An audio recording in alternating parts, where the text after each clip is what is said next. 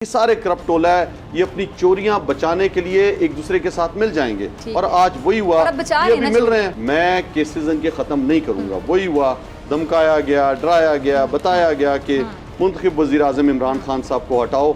अगर आपने नहीं हटाया तो मुल्क को संगीन नताइज भुगतना पड़ेंगे। तहरीक इंसाफ की जानिब से जो इस्लामाबाद मार्च की कॉल देनी थी, इसका सबको बड़े बेसब्री से इंतजार है। अच्छा, कुछ लोग जो बड़ी समझ बूझ रखते हैं वो तो ये चाहते हैं कि मामलात जो हैं इफ़ाम व तफ़हीम से हल हो जाएं, ये ऊँट किसी करबट बैठ जाए, क्योंकि जब लोग सड़कों पर आ जाएंगे तो आ तो जाएंगे लेकिन उनको भेजना आसान नहीं होगा और इंतशार फैलेगा। जैसे कि शेख रशीद साहब बार बार कहते हैं कि जी अगर ये हो जाता है तो पूरेजी हो सकती है, मामलात ख़राब हो सकते हैं। सबसे पहली बात तो ये है कि इससे पहले भी एक दफ़ा हमने कॉल दी 25 मई को और हम पुरअमन आ रहे थे और जिस तरह इन्होंने जो है वो रियासत गर्दी की, पुलिस गर्दी की, शेलिंग की, कंटेनर्स लगाए, रोका, घरों पे छापे मारे, लोगों को पकड़ा, फिर जो जुल्म इन्होंने कर सकते थे वो इन्होंने किया 25 की।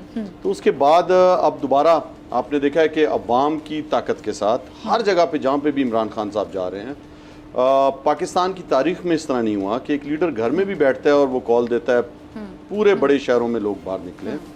तो ये जो इम्पोर्टेड सरकार आई है, ये जो साजिश के ज़रिए ये जो मुदाखलत हुई उसके ज़रिए जो हुकूमत बनी है, जिस तरह आपने भी कहा कि गैर फितरी इत्तेहाद, ये सारों का इत्तेहाद समझ नहीं आ रहा, मैं समझता हूँ फितरी है। अच्छा, इससे कि हमारे लीडर इमरान खान साहब 2011 से 10 से कह रहे थे कि ये सारे इकट्ठे हो जाएंगे, जब मैं करप्शन के खिलाफ निकलूंगा तो ये सारे चोर इकट्ठे हो जाएंगे। मैं बात कर रही हूं, आप लोगों के लिहाज से इस पॉइंट ऑफ व्यू से तो जरा फितरी हो गया, लेकिन गैर फितरी इस तरह की एक दूसरे की शक्लें तक देखना नहीं चाहते थे, किसी ने किसी को सड़कों पे घसीटना था, ये सारे नारे थे। इससे पहले पाकिस्तान में कभी नहीं हुआ कि इनको जो है वो हकीकी अपोजिशन देखनी पड़ी हो। ये पहली दफा है, वरना ये तो मिले होते थे, एक दूसरे की करप्शन माफ कराते थे, इन्हें पता था भी वो खा रहा है, बारियां लगी होती थी, गुलामी कर रहे होते थे। पहली दफा है कि ये सारे अपोजिशन में भी रहे 2018 की हुकूमत में, और तीसरी जमात उसको हुकूमत मिली इमरान खान साहब को। तो मैं तो समझता हूँ कि जो वो शुरू से कहते आए थे वही हुआ, और अल्लाह अल हक है, वो शुरू से कह रहे थे कि जब करप्शन के खिलाफ निकलूंगा। ये सारे करप्ट टोला है, ये अपनी चोरियां बचाने के लिए एक दूसरे के साथ मिल जाएंगे और आज वही हुआ। ये भी मिल रहे हैं तो भी चोरियां बचा रहे हैं आपके सामने। नैब के पहले पर काटे गए तो हम तो पहले कह रहे थे, देखिए इमरान खान साहब वज़ीर आज़म थे, वो कौम से खिताब करते थे और कहते थे कि प्रेशर डाला जा रहा है लेकिन मैं NRO नहीं दूंगा, मैं केसेस इनके ख़त्म नहीं करूंगा। वही हुआ कि किस तरह हमारी एक मुंतखब हुकूमत को साइफर आया 7 मार्च को और हमारे सफ़ीर को बुलाया गया, धमकाया गया, डराया गया, बताया गया कि मुंतखब वज़ीर आज़म इमरान खान साहब को हटाओ। अगर आपने नहीं हटाया तो मुल्क को संगीन नताइज भुगतना पड़ेंगे, वरना जो है हम आपको माफ कर देंगे अगर हटा दिया। और उसके बाद फिर वही काम शुरू हो जाता है जो सैफर में लिखा था। यहाँ पे हमारे इत्यादी एकदम जाना शुरू हो जाते हैं। क्या कहानी समझ आती, कभी पहले साइफर था ही नहीं, खत था, फिर वो साजिश नहीं थी, ऐसे नहीं था वैसे नहीं था, फिर साइफर गुम गया। तो सारे देखें गुम कैसे गया, मतलब ये सारी आपको समझ क्या आती है? ये तो इसलिए है कि कंफ्यूज हैं सब, सारे कंफ्यूज नहीं है, सबको पता है, बड़े होशियार हैं, अवाम को बेवकूफ समझते हैं और अपने आप को बहुत ओवर स्मार्ट समझते हैं। खराब कर रहे हैं। नहीं, इमेज नहीं, इनका इमेज ही क्या है, उसका इमेज ये है कि बचपन से झूठ बोलना, कॉलेज में दाखिले के टाइम क्या हाल था, उसके बाद क्या हुआ, एक बहुत लंबी दास्तान है।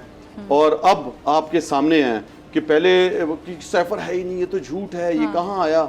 और जैसी हुकूमत मिली तो फिर वो जो ऑडियो लीक हुई है कि नहीं नहीं अंकल पेट्रोल की कीमतें बढ़ा देंगे, फिर हम कुछ और डाल देंगे, ट्विटर पे आके अवाम के साथ हमदर्दी करेंगे। ये तो दोहरा मयार मुनाफिकत हो गई। झूठ मुनाफिकत अवाम को पता है कि होती रही। और जो इनके अंकल साहब हैं वो भी आपको पता है NRO 2 की वजह से वो जो ब्लू आई बने हुए थे कि ये तो बहुत ही एफिशिएंट है, ये तो आते साथ पाकिस्तान को बदल देगा, बड़ा ज़बरदस्त एडमिनिस्ट्रेशन है, एडमिनिस्ट्रेटर है ये। वो आपने देखा कि फर्द जुर्म जिस दिन उस पर आयद हो रही थी 16 अरब रुपए की चोरी की FIA में, जिस दिन उसने जेल जाना था उस दिन उनको जो है वो NRO 2 की वजह से वो वज़ीर आज़म बन जाते हैं। बेटा उनका जो है वहाँ पे जाके वज़ीर आला बन जाता है।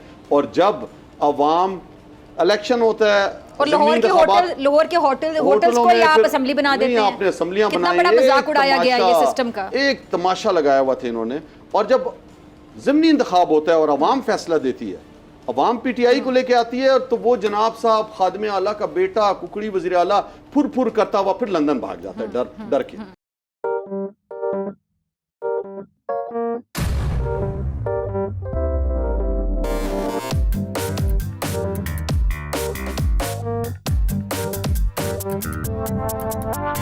खेल के करेगा ये खिलाड़ी अपना सीन ऑन, देख लो भाई देख लो है आखिरी खिलाड़ी कौन, आखिरी खिलाड़ी कौन। कुछ कुछ कुछ खेल के करेगा ये खिलाड़ी अपना सीन ऑन, देख लो भाई देख लो है आखिरी खिलाड़ी कौन।